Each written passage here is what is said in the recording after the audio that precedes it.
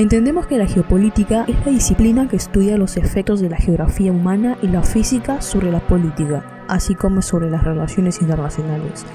Incluso se ha creado un índice que mide el porcentaje de iniciativas de cooperación diplomática sobre el total de acontecimientos.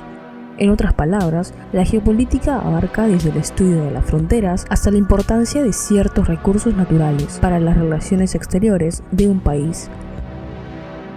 En muchas ocasiones, el concepto es utilizado para hacer referencia a disciplinas afines como las relaciones internacionales. En los últimos años, muchas han sido las empresas que han comenzado a adoptar gran parte de las técnicas utilizadas en el análisis geopolítico, con el fin de adaptarlas a la estrategia empresarial. De esta forma, la geopolítica se ha convertido en una disciplina que, en el campo de la empresa, contribuye al análisis estratégico con herramientas que pueden servir de gran ayuda para tomar decisiones en el campo de las relaciones internacionales, la macroeconomía, así como otra serie de disciplinas utilizadas en este campo.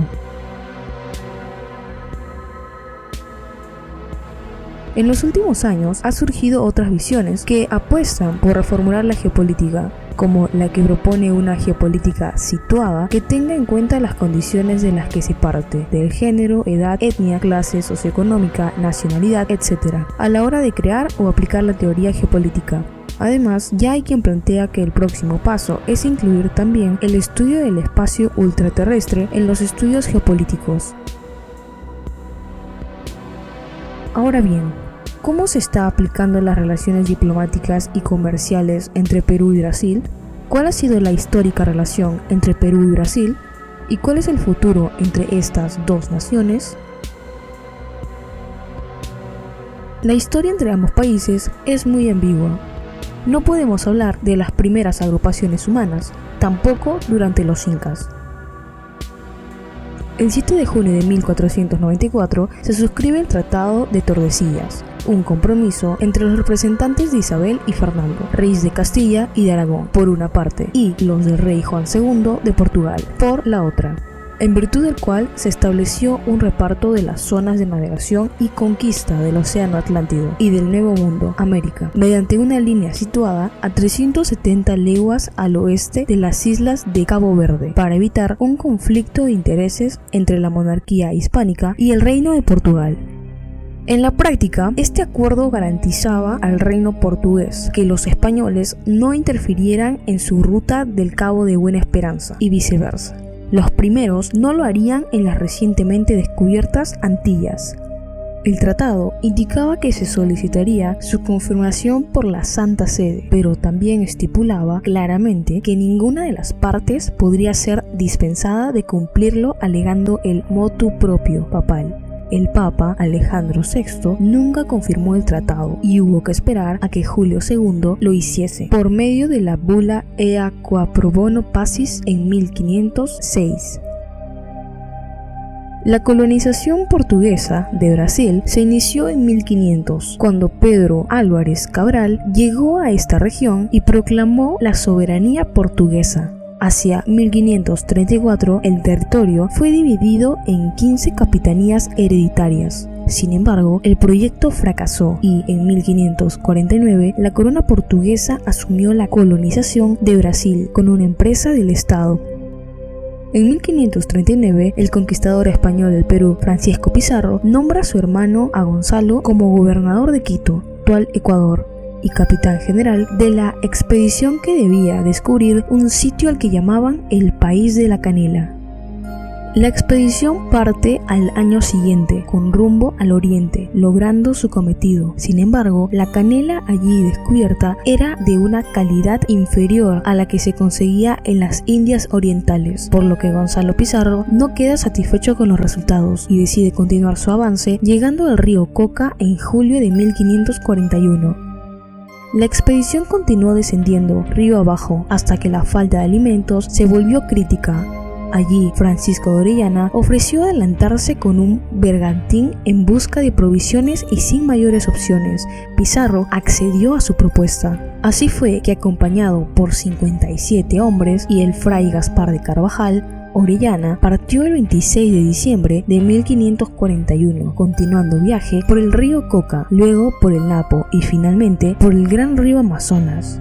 Sin embargo, el plan real de Orellana no era el de socorrer a la expedición, sino el de encabezar su propia búsqueda de riquezas, y con el paso de los días, Pizarro no tuvo más opción que ordenar el regreso a Quito.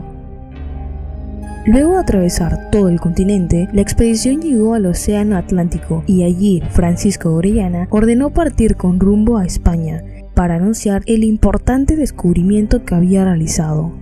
El Consejo de Indias terminó relativizando su traición a Gonzalo Pizarro y le extendió la capitulación para conquistar el país de las Amazonas. Sin embargo, en febrero de 1546, Orellana falleció víctima de las fiebres en la desembocadura del río Amazonas, cuando se disponía a incursionar nuevamente por aquellas tierras.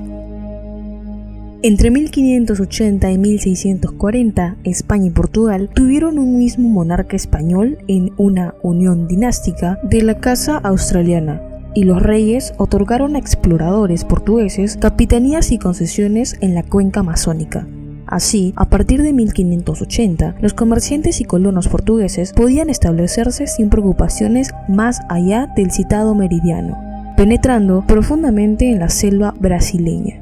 De este modo, cuando en 1640 se produjo la independencia de Portugal, retuvo consigo las posesiones adquiridas, hasta entonces mucho más al oeste de la demarcación del Tratado de Tordesillas, en virtud del precepto uti possidetis ite possidetis. Cuando la independencia llegó en 1820, la expedición libertadora del Perú, al mando del general argentino José de San Martín, desembarcó en el Perú procedente de Chile, con la retirada de los realistas de Lima. El general San Martín proclamó la independencia del Estado peruano el 28 de julio de 1821 y bajo su protectorado se formó el primer Congreso Constituyente del país. En cuanto a Brasil, el detonante para la independencia de Brasil es, al igual que para la América Española, la invasión de la península ibérica por parte de las tropas de Napoleón. Después de la declaración de la independencia, Brasil fue gobernado por Dom Pedro I hasta el año 1831, periodo llamado del primer reinado, cuando abdicó a favor de su hijo, Dom Pedro II, entonces con 5 años de edad.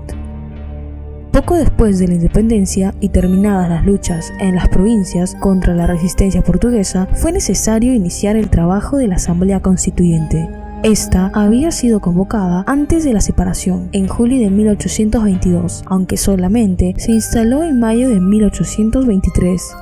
De esa manera, Brasil se independizó y, por consiguiente, se convirtió en un imperio. Desde un punto de vista político, ese acontecimiento se dividió en 3 etapas.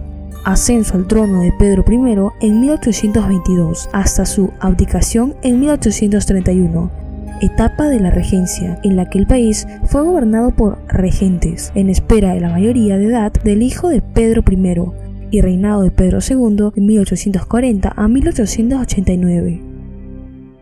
El curso de los acontecimientos, Perú y Brasil ocupan la parte media del continente, entre los océanos Atlántico y el Pacífico, y alcanzan sus independencias de una manera más conservadora que los otros países de Sudamérica.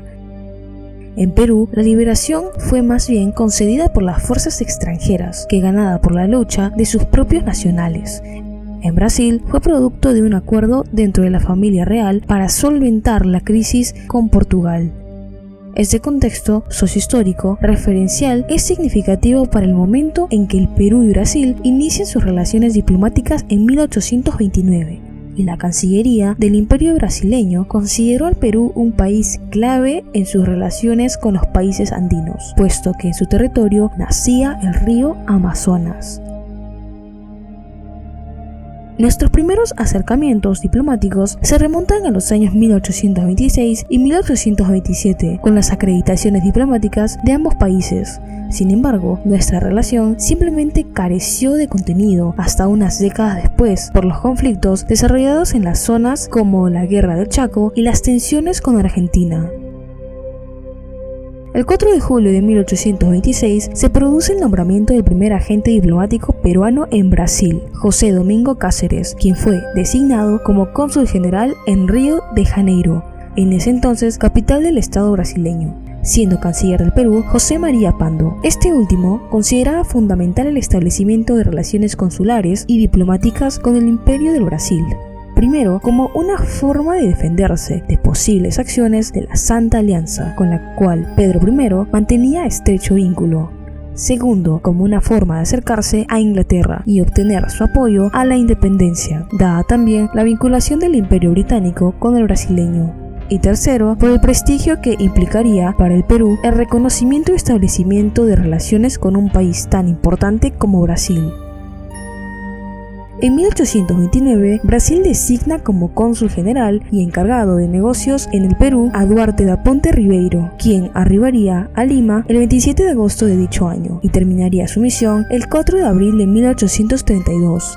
Este representante fue también el que en 1841 negoció el Tratado de Comercio y Navegación con el canciller peruano Manuel Ferreyros, volviendo nuevamente a Lima como ministro plenipotenciario entre 1844 y 1852.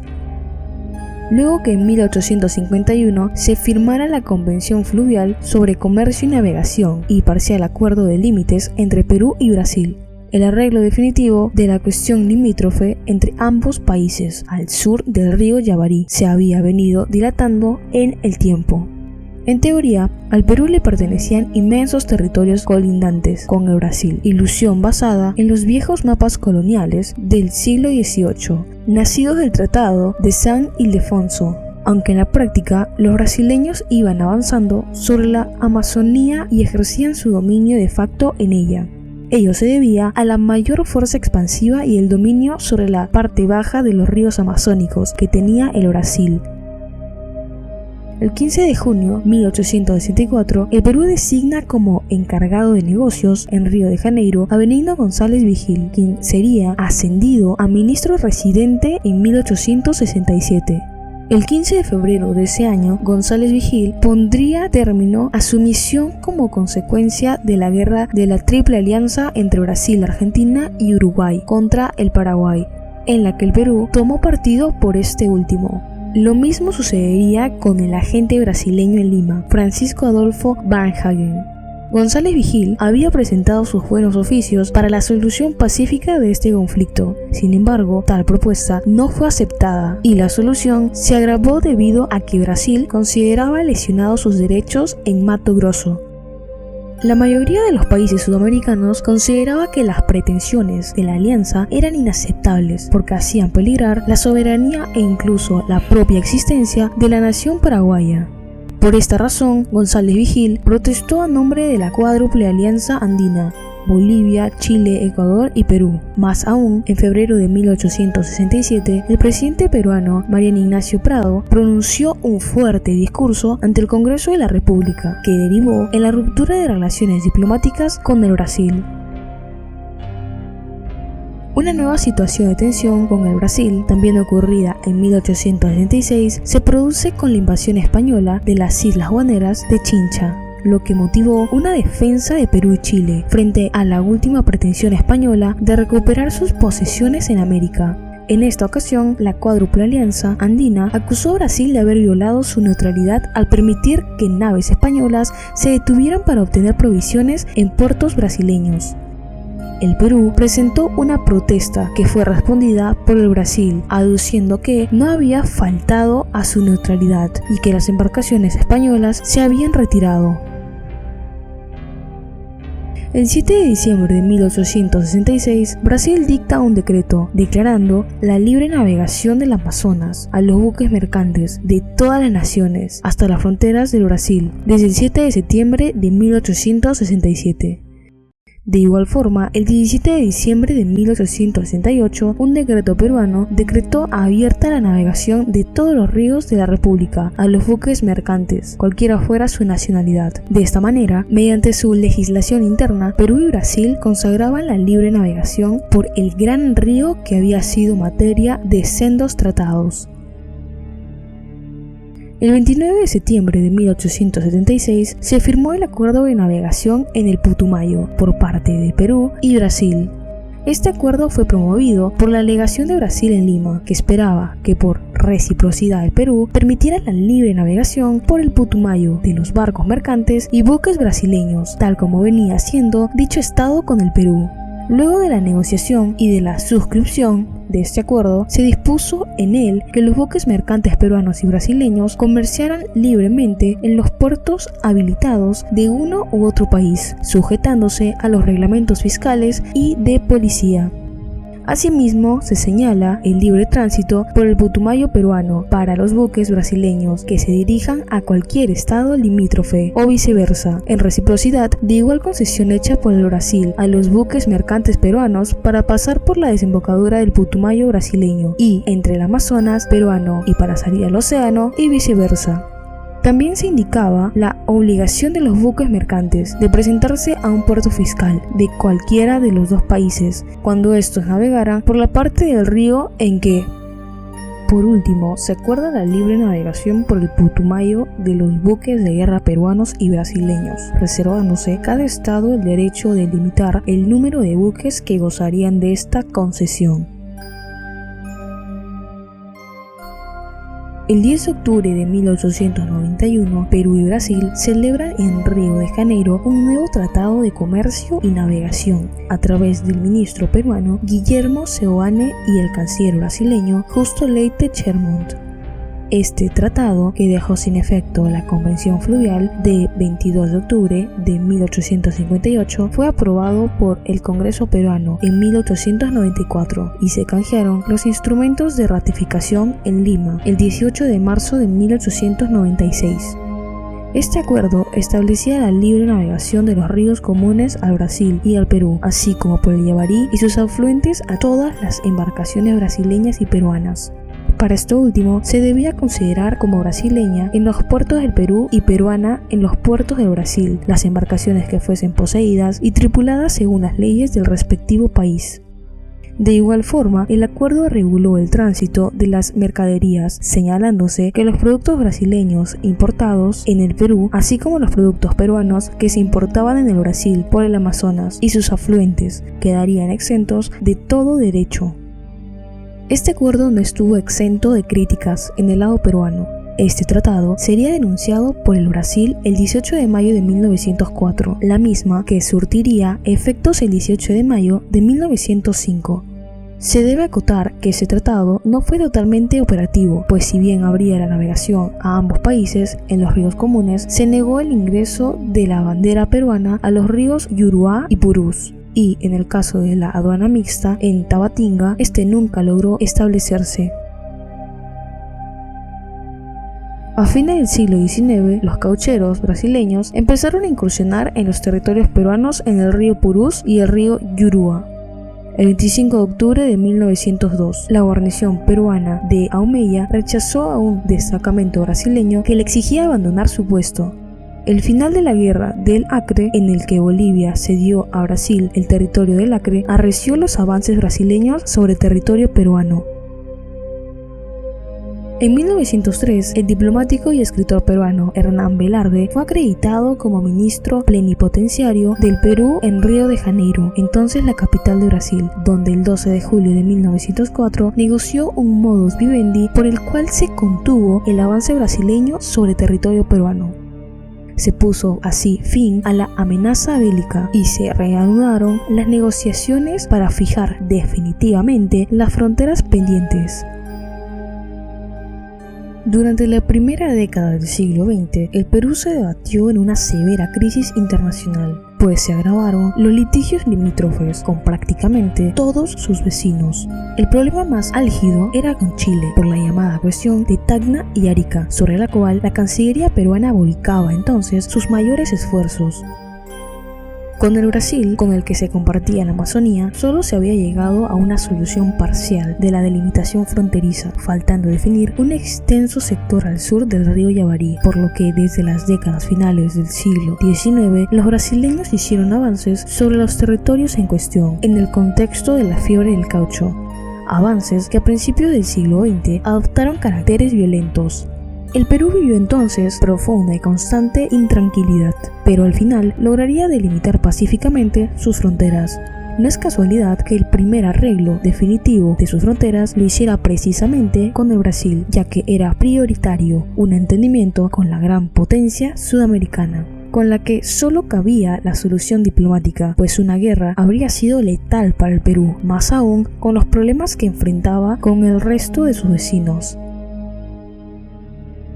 Por fin, el 8 de septiembre de 1909, se suscribió entre el ministro de Relaciones de Brasil, el Barón del Río Branco, y el ministro plenipotenciario del Perú, en Río de Janeiro, Hernán Velarde, el Tratado Definitivo de Límites, Comercio y Navegación, que completó la demarcación iniciada por la Convención de 1851 y consagró para el Perú la libre navegación en el Amazonas.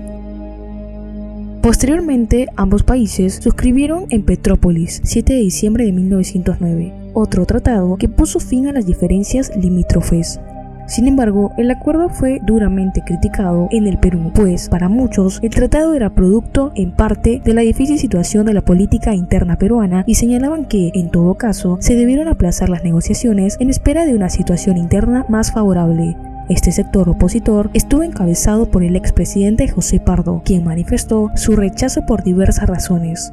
Pardo consideraba que en Brasil todas sus expectativas sin ninguna compensación. Además, esta cesión constituía un sacrificio que calificaba como estéril, en tanto la llave de nuestras dificultades externas estaba en Santiago y no en Río. De igual forma, Pardo creía que al ceder con Brasil, el Perú se debilitaba frente a Chile, pues se daba la imagen de un país que estaba dispuesto a conceder territorio. Finalmente, estaba convencido de que la intervención brasileña en la aduana de Iquitos era perjudicial a nuestras finanzas. Los próximos años, hasta 1930, el curso histórico tanto de la sociedad peruana como de la brasileña siguieron sus propias dinámicas, viviendo en circuitos regionales diferenciados, Perú localizado en el área andina con cara al Pacífico y Brasil en el cono sur de cara al Atlántico. En mayo de 1941, Brasil jugará también un rol mediador junto a Argentina, Chile y a Estados Unidos, ofreciendo su mediación para evitar nuevamente un conflicto entre el Perú y Ecuador. Esta mediación, sin embargo, fracasó, pues persistieron los enfrentamientos fronterizos hasta que a finales de julio estallara el llamado conflicto de Zarumilla. En los próximos años, hasta finales de la década del 60, no se producen nuevas iniciativas para estimular las relaciones binacionales. Sin embargo, con una incidencia indirecta en la geopolítica brasileña, se destaca la iniciativa del presidente peruano Fernando Belaúnde Terry de construir una carretera para atravesar el centro del continente sudamericano, la Marginal de la Selva, la cual superaría desde el punto de vista geoeconómico a la costanera panamericana, que no hacía sino duplicar la facilidad de transporte que ofrece el Pacífico. Y por otra parte, el presidente brasileño Juscelino Kubitschek, de 1956 a 1961, también aplicó una política desarrollista, incluyendo de la nueva capital, Brasilia, pero en un marco democrático.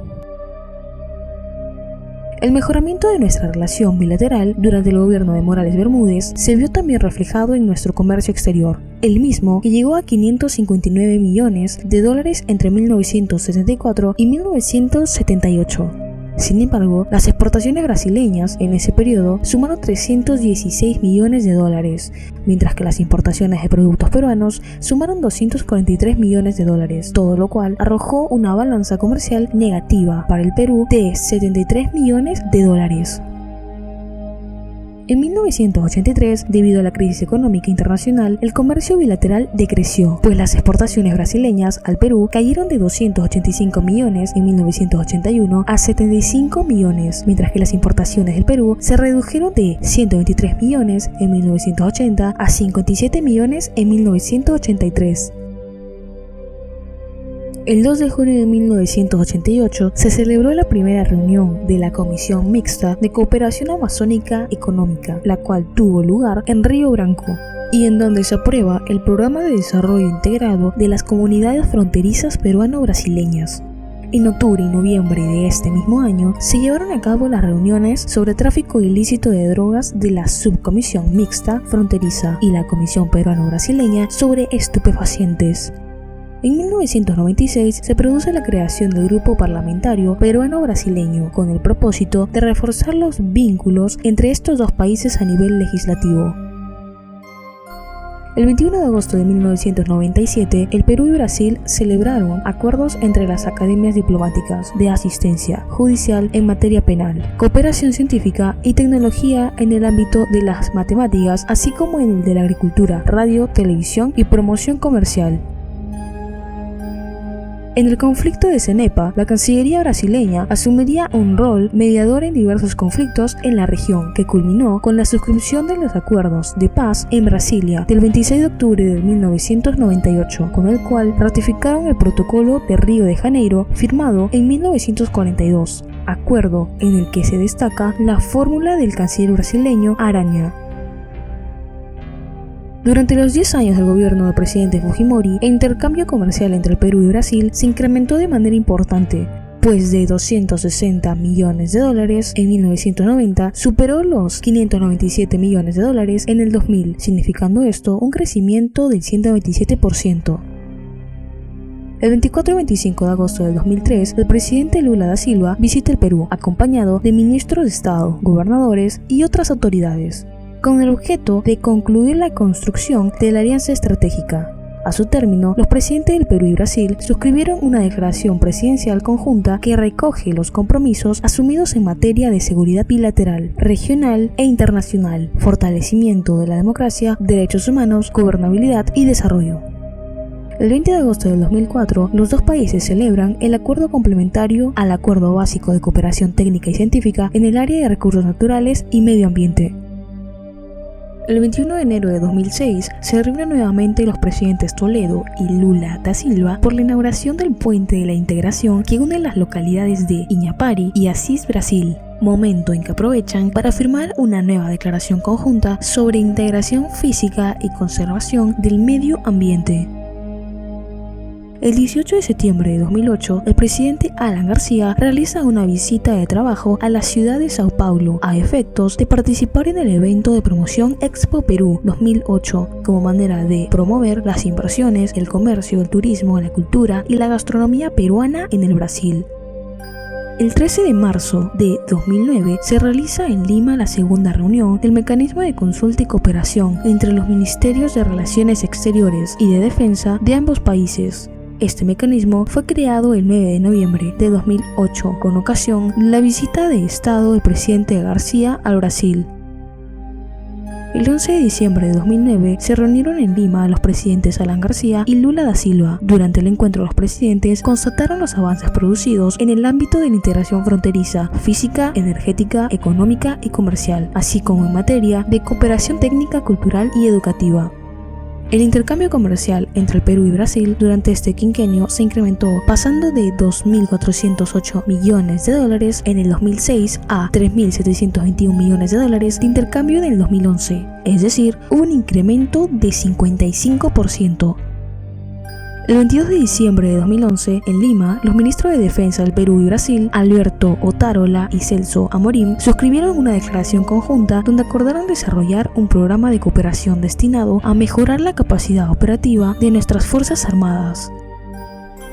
En el 2017, el intercambio comercial superó los 4.000 millones y 3.000 millones hasta septiembre de 2018. Ese mismo año, las exportaciones peruanas al mercado brasilero ascendieron a $1.719 millones, según datos de ADEX.